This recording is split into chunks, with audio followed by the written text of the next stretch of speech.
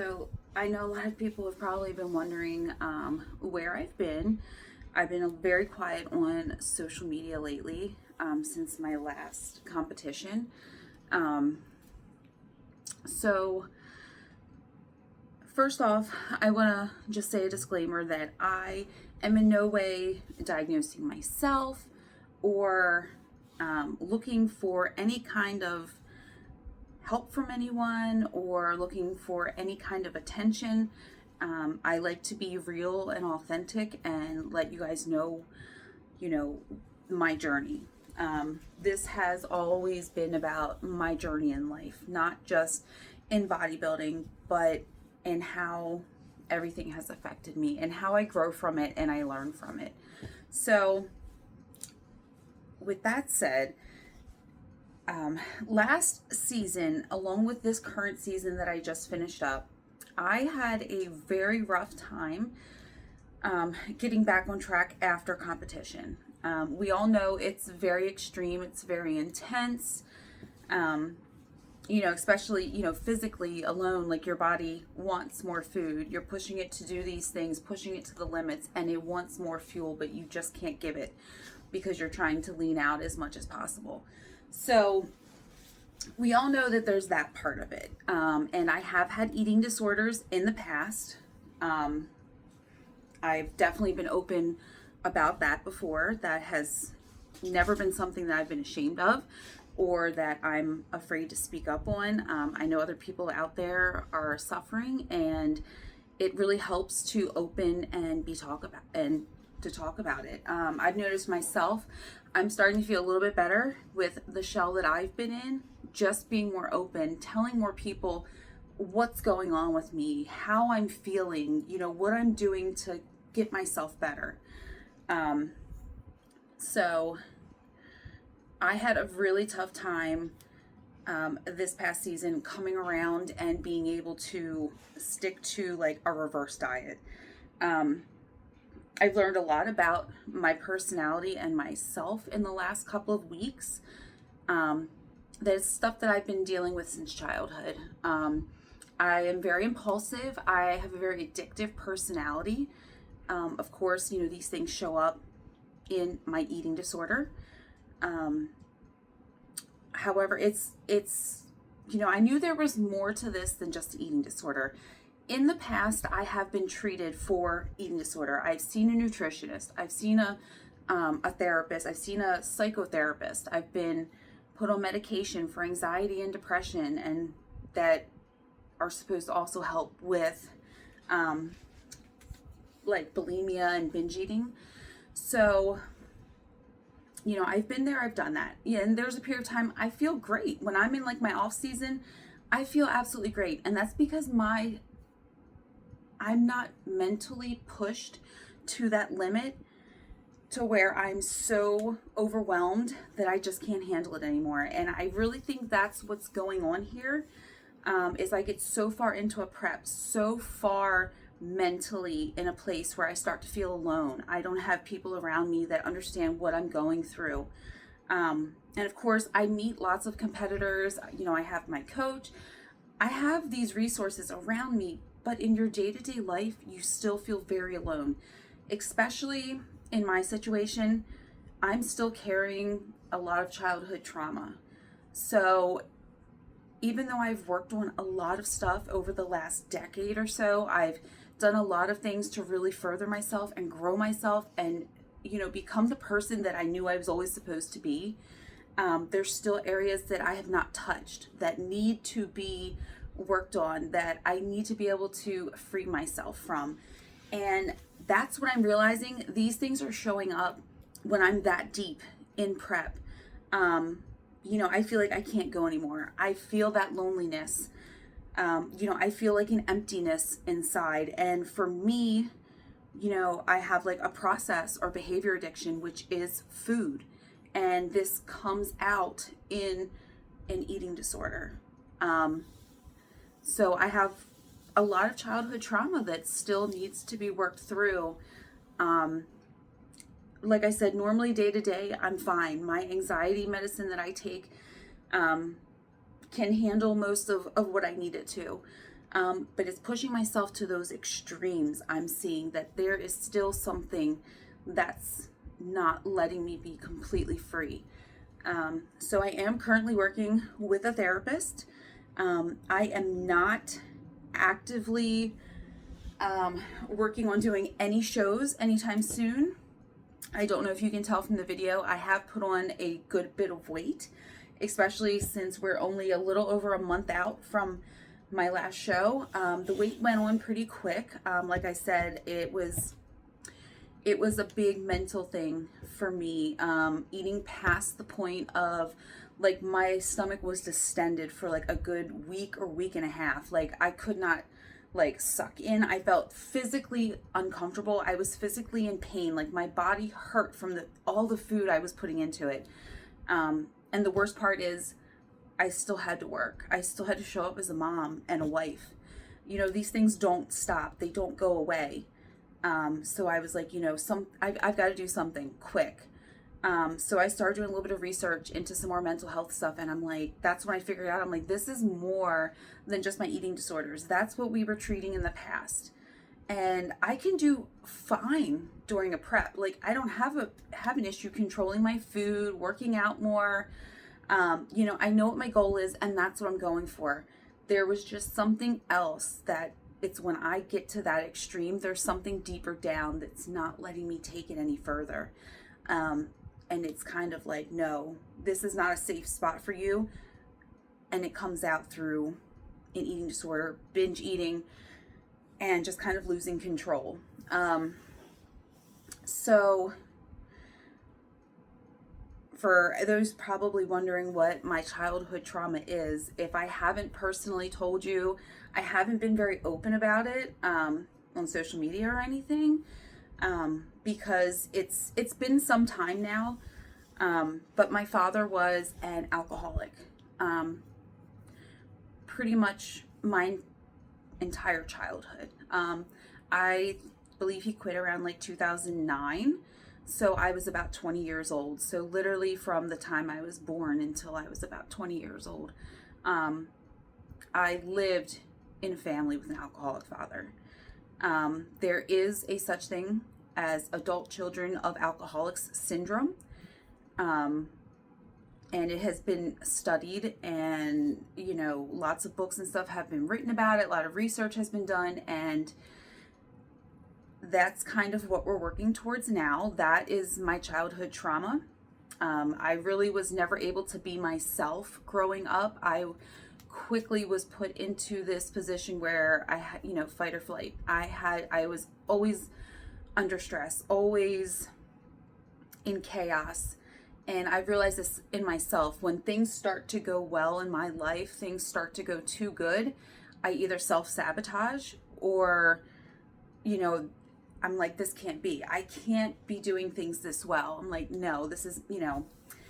And like I said, I've done a lot of work on myself over the last decade or so. You know, my dad quit drinking.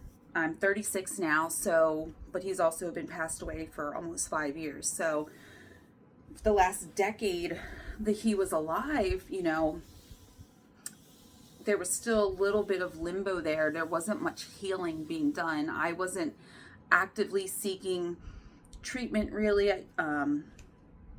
So a lot of stuff, you know, it's like life happens. Life does not stop. You still have to work. My husband and I, you know, within that time, we bought a house together. We had my son, you know, and it's like all these new stressors. Then my dad was diagnosed with cancer. And within a year, he passed away. He went through surgery, chemo, and radiation. They wanted to try immunotherapy, but we just did not make it that far, unfortunately. It's been an ordeal, to say the least, growing up with him in the family. You know, especially towards the end, seeing him pass from cancer, it's such an ugly thing to watch someone pass away from. And I feel like I never really got that peace. I feel like I never really, you know, there was no way to make up for the damage that was already done the 20 years before that as I was growing up. You know, the things that I was, you know, the things that were said to me, the things that I had to deal with, the things that, you know, did or didn't happen to help me as a child. So that's kind of where I'm at right now. I still am very much interested in bodybuilding and working out in general. It's still a goal of mine, and I hope that the next time I can go through a prep that I have made progress over my trauma so that I can have, like, you know, so I can be more successful at the end of it and feel happy and proud of myself, and, you know, not go back to these feelings of shame and guilt and, you know, doing this to my body, because it's very taxing mentally, physically, and it's not healthy, and it's not where I want to be. So my plans, I did want to do a show in May next year. I'm not sure. I'm not really committing to anything just yet. I have not officially been in the gym for about a month since my show ended. Since my last show. So I've done some workouts at home here and there because I haven't felt comfortable with the way I look to go out to the gym. Especially because I'm like, people are like, oh man, she was this lean. And like a week later, I look like I'm like 10, 15 pounds heavier. And there's no way I would have been able to handle that. Even if no one would have said anything to me, I would have known everyone was thinking it or whatever. So, but once again, that's something I do to myself. Some people may never even care, not say anything, but I have not stepped in the gym for a month. All cardio I've done at home. I still have been doing cardio in the mornings just because I do like it, and I don't want to stop doing all activity. I don't want to cease all activity. I want to be able to still keep moving and keep myself going, because I noticed quickly that just from ingesting a large amount of food over a short period of time, I felt like my stamina dropped immediately. I have this Whoop band that I wear, you know, tracking my recovery, my strain, all of that good stuff throughout the day, my sleep. And surprisingly, binging on food, my recovery was awful for like 2 weeks straight. Like, it's pretty much telling me, like, you know, your sleep is terrible, which is also true. You know, it was increasing my heart rate. There were a lot of things physically going on, with my body just because of eating so much food. And I was like, okay, like, we've got to bring this back down. Like, I was doing better. My body was doing better at the deepest prep I was in, when I was not eating enough and doing all this, you know, exercise and consuming all this caffeine. And it's like, you know, my body, I slept better. My recovery was better. I was actually able to do more activity. Like I said, my body would physically hurt from eating too much. Like, it would wake up and like things would just hurt and ache that I wasn't used to. And it was kind of like, you know, I just wouldn't feel good. My stomach would always feel full. So I'm like, why am I going to go lift when my stomach feels like this? I hate lifting on that feeling of like a very full or overstuffed stomach. I was like, what's the point? Like, I'm not even going to have a good lift. It's not worth it. So I would do it only when I felt good and comfortable. And I'm working on getting myself back into a nice groove of getting back into the gym. But I just kind of wanted to update everyone and let them know, like, I'm here, I'm fine. I have some things to work on. I hope I can share this journey with you guys. And if you don't care, you know, you don't have to tune in, that's fine. But we all have problems. We all have things we go through, and it's good to know that, you know, our life is, you're always learning. You're never going to be the perfect person. You know, I thought I was doing much better, but there was still a part of me that has not healed. And I want to work on that and get that better so that I can be better for myself. I can be better for my son and my husband and my family and my friends. Because I get very shifty when I'm like this. You know, I get excited. I want to meet up with people. I want to be out with them. But then the time comes and I'm like, no, they can't see me like this. So I'm trying to be more open about it. I feel like that has helped me in starting to heal, is just being a little more open about what I'm dealing with. It's no one else's problem or business. However, I am sharing it with you. So take with it what you want. I just hope that I can help anyone else who may be an adult child of an alcoholic, who has gone through these issues, who kind of knows what I'm talking about, what I'm, you know, the things that I've been going through. And, you know, like I said, I've dealt with a lot of things, anxiety, depression. Like right now, not necessarily right now, but in like the last few weeks, my depression has been very bad. Which makes me wonder, you know, I'm on medicine to help with this. And normally on a day-to-day, I'm okay. But there's something deeper in me that it's not touching, that I need to get out and heal from. So that's what I'm working on with my therapist right now. But it's good 20 years of trauma that I've gone through, if not longer, because I never feel like we completely got peace until my father passed away. I do feel like there was always still something going on, or something that we needed to do for him. Not that I regret any of that. This has made me the person I am today. I don't hate him. I am not upset with him. I just want to get better myself. I do still think he was a good person. I just think he had an addictive personality as well, and it got the best of him. Especially back then, ways of coping and mental health issues are not as prevalent and available as they are now. So I'm very much supportive of people getting their mental health right and being the best person that they can be. You know, it doesn't mean that you're crazy, or that, you know, people shouldn't like you or they should be afraid of you. You know, we all have our issues. We all have our demons. It just depends how you react to them and how you're able to handle them. I have an issue with regulating my emotions, and that's definitely been noticeable for me. That's why I feel like I go into that trance and I don't want to feel my emotions. I like to avoid things. So there comes the binge eating. That helps me forget everything. And I'm really hoping, I don't know how long it's going to take. I'm sure this is going to be a lifelong journey.